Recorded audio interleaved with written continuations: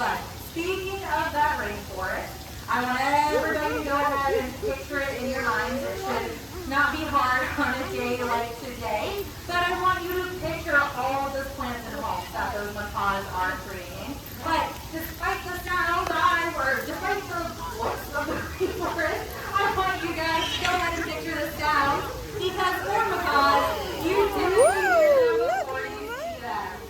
Now joining us out here today are going to be 2 out of the 5 species that cause you Tampa home. We have our blue and gold macaws, and then 2 military macaws. The blue and gold macaws are going to predominantly yellow ones, whereas those military macaws are going to be those predominantly green ones right there in the middle. Now the easiest way to tell the different species apart is going to be through that coloration. These are military macaws. Military macaws ante? The green ones. So like what does that mean? We need the macaws that work in the military. And that hand signal is going to be how they know what they are supposed to do next. So when they're ready to go on that loop, Gabby is going to point to her right and asking those birds to fly in that loop. Now as their trainers, we are going to be looking for them to fly on that outer circle. So in just a moment, we are going to see if all of them choose to fly and if they stay in that outer circle.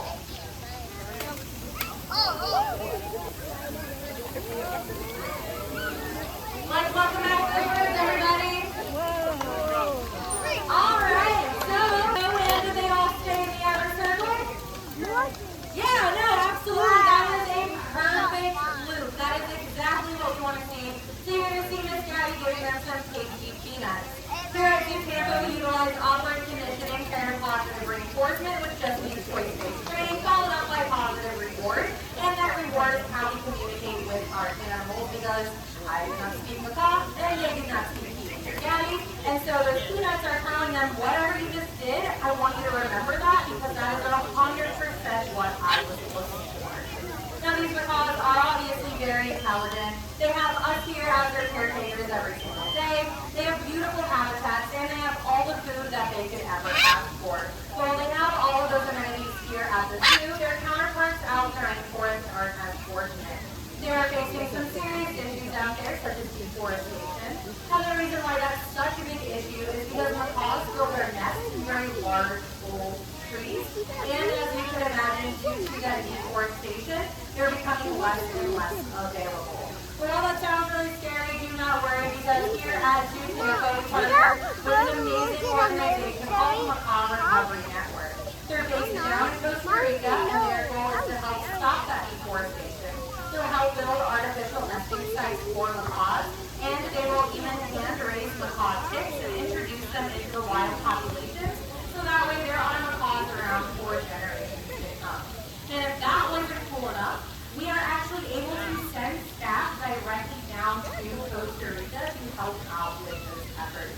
But none of that would be possible without all of you joining us out here today, so I want you to give yourselves a big round of applause, because without you, Gabby and I would not be able to do what we love here at Tampa. But it is just about time to send our birds on home. Now, same thing applies. Gabby gave a hand signal to go on that loop, and she will give a hand signal to fly back home. It's just going to be a point in the opposite direction, just behind me. So, if our macaws choose to fly in that direction, I want you guys to give them the biggest round of applause you have ever given after they go. There we go. If they go, that's going to be when we give them the biggest round of applause you've ever given applause to macaws in your life. How does that sound? Okay.